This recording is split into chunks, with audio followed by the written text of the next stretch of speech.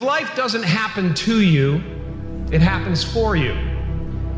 Sometimes I think that's the only thing that's important, really, It's just letting each other know we're here, reminding each other that we're part of a larger self. You are the vanguard of knowledge and consciousness, a new wave in a vast ocean of possibilities.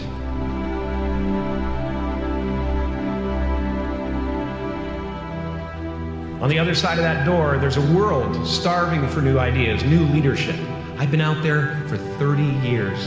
It can be rough out there, but that's okay. Fear is going to be a player in your life, but you get to decide how much. You can spend your whole life imagining ghosts, worrying about the pathway to the future, but all there will ever be is what's happening here. And the decisions we make in this moment, which are based in either love or fear.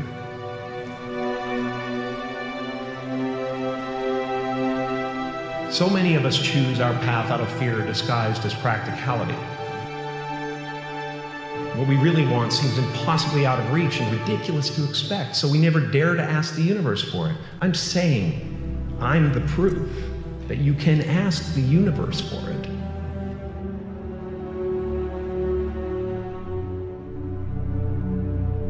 You can fail at what you don't want, so you might as well take a chance on doing what you love. I watched the effect of my father's love and humor and how it altered the world around me.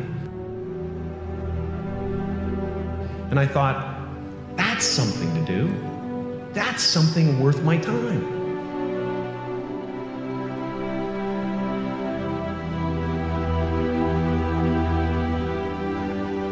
I realized one night in LA that the purpose of my life had always been to free people from concern.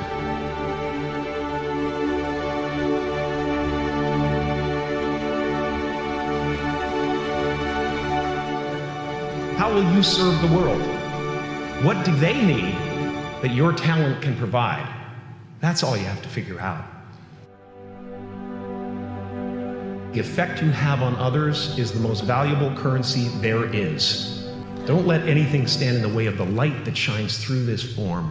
Risk being seen in all of your glory. I've often said that I wished people could realize all their dreams and wealth and fame, and so that they could see that it's not where you're going to find your sense of completion. My soul is not contained within the limits of my body. My body is contained within the limitlessness of my soul. One unified field of nothing, dancing for no particular reason, except maybe to comfort and entertain itself.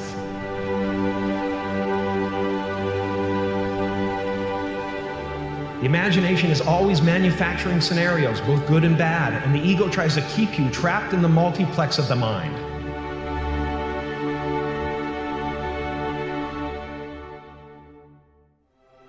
Our eyes are not viewers, they are also projectors that are running a second story over the picture that we see in front of us all the time. Fear is writing that script, and the working title is, I'll Never Be Enough.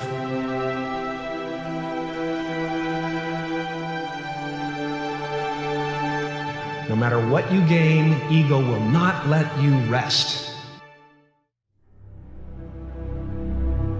It will tell you that you cannot stop until you've left an indelible mark on the earth, until you've achieved immortality.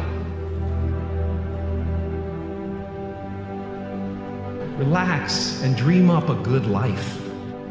It's just about letting the universe know what you want and working toward it while letting go of how it comes to pass.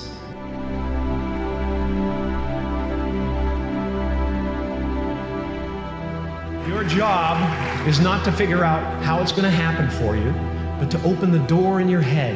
And when the door opens in real life, just walk through it.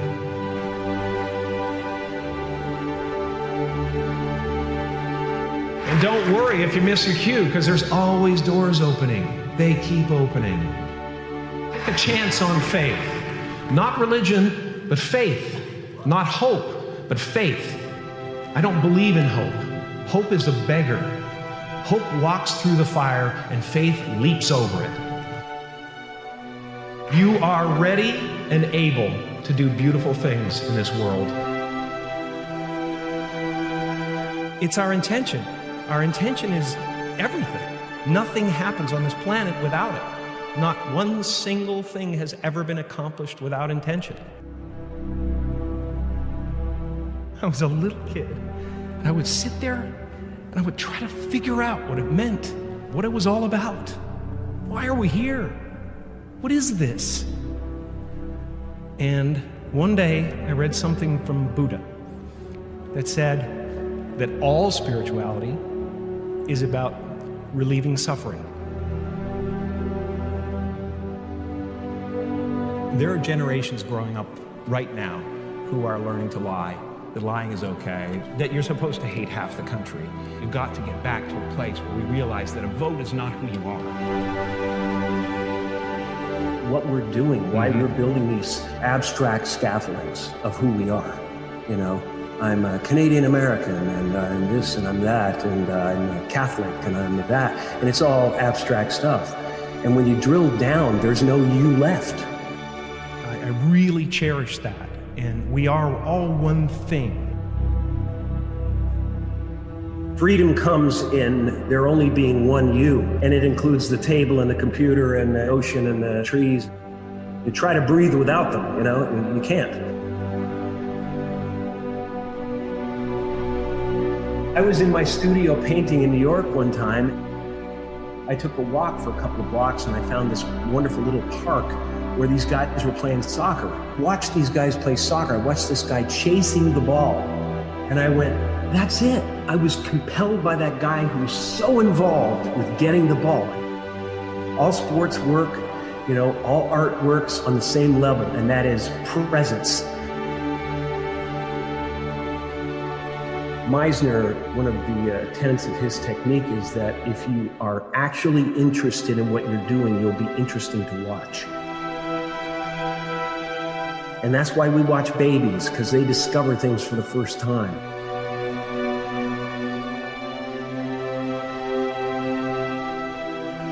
No one gets through this life, it's too challenging and there's too much stuff coming at us. We don't have the bandwidth to handle it.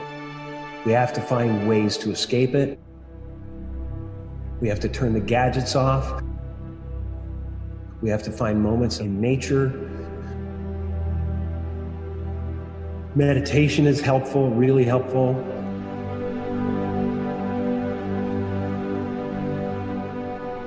Anything that doesn't work out, I always think of as this is the way it was supposed to be. That's the way it was supposed to happen, because there's something bigger down the road.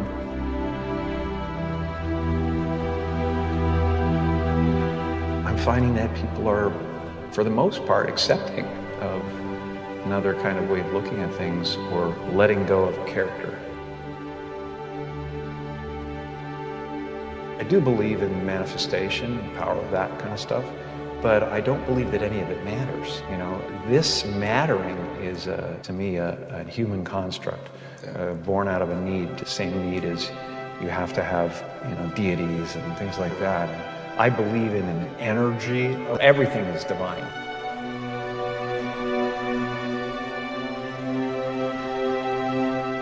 It's been a part of the evolution of ego is to spend your first half of your life acquiring and adding, thinking you can add to yourself. And it looks great when you got a cool car and you got nice clothes and you've done something that people admire, but it can never fulfill you. You can never be happy. You know what I mean? It's not where happiness comes from.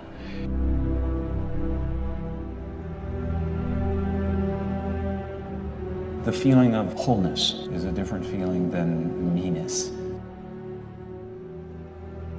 I don't exist. They're all characters that I played. I played the guy that was free from concern so that people who watched me would be free from concern.